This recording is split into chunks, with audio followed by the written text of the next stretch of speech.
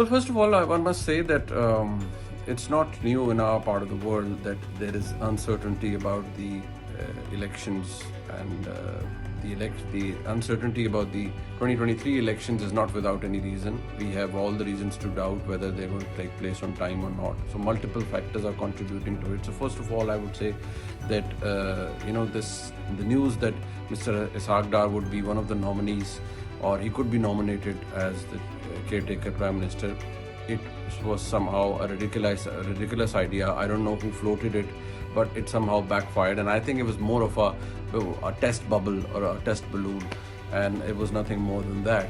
And the fact that he did not deny the fact that his name was being floated. He did not actually say it, but he also never rejected the idea. And the interview which he gave to Mr. Adil Shahzeb, who's a very credible journalist, obviously I think it added a lot of credibility to the news.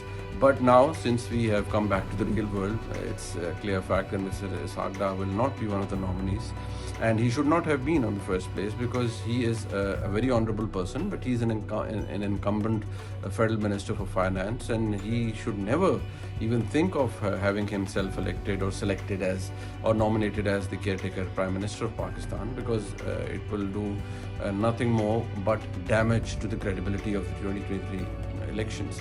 So the idea of amending Section 230 of the Elections Act 2017, if you look at the language of 2017 Act and the particular section, is that's what I call it's sufficiently vague and it's sufficiently liberal.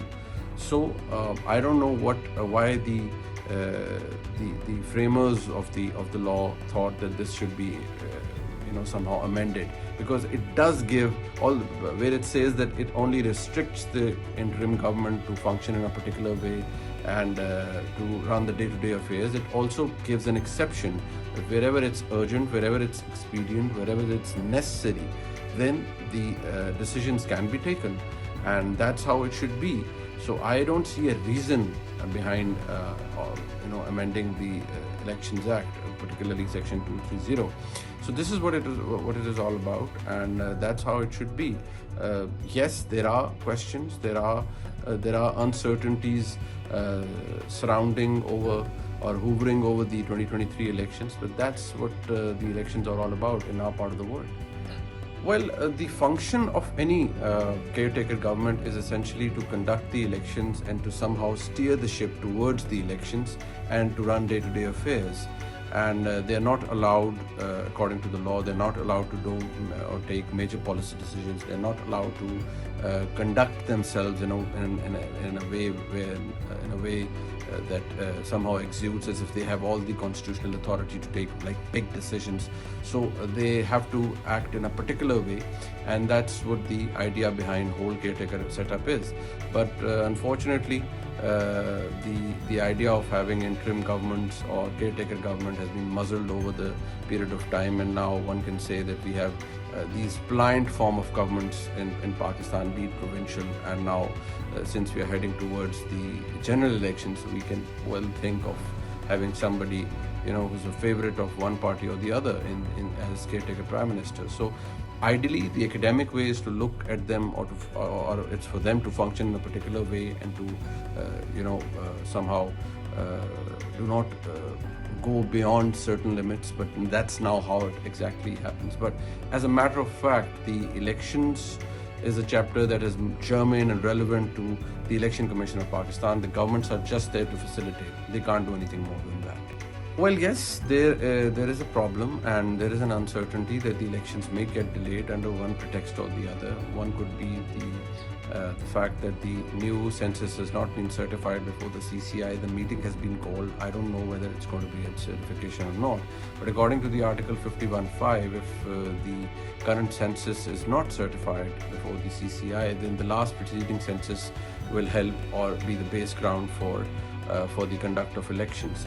But if you look at that, I have had the opportunity to interview the current Prime Minister, Mr. Shehbaz Sharif. So I somehow got the idea that even he is not 100% sure, and he is not willing to give a watertight guarantee that the elections will take place in 90 days. If the assembly is dissolved a few days before its scheduled time, then the time limit is 90 days, and if it completes its tenure, then it's 60 days. So he was not really willing to give me a guarantee. He's hoping that everything will fall into its place, but there are a lot of uncertainties. And but as we speak right now, there is no consensus today about the name. The names have not even been shortlisted. That's how politics is, and that's how uncertain things are at the moment. So yes, there is a question about the elections taking place, and yes, the neutrality could be one of the factors. But I think moreover, it's more about the certainty that needs to be there about the conduct of the elections, whether they are going to be held or not. Neutrality comes at a later stage. Neutrality comes at a point where we are really heading towards or marching towards the election date. So at the moment we don't have an election date because the assembly has not been dissolved as yet. So once we get to that point, when like 10 days down the line, 15 days down the line, when the assembly will somehow complete its tenure, or it'll come to an end or maybe dissolve before time, only then we'll get to the idea whether the election commission is seriously considering to conduct the elections at the scheduled time or not. But a lot needs to be seen, a lot needs to be heard.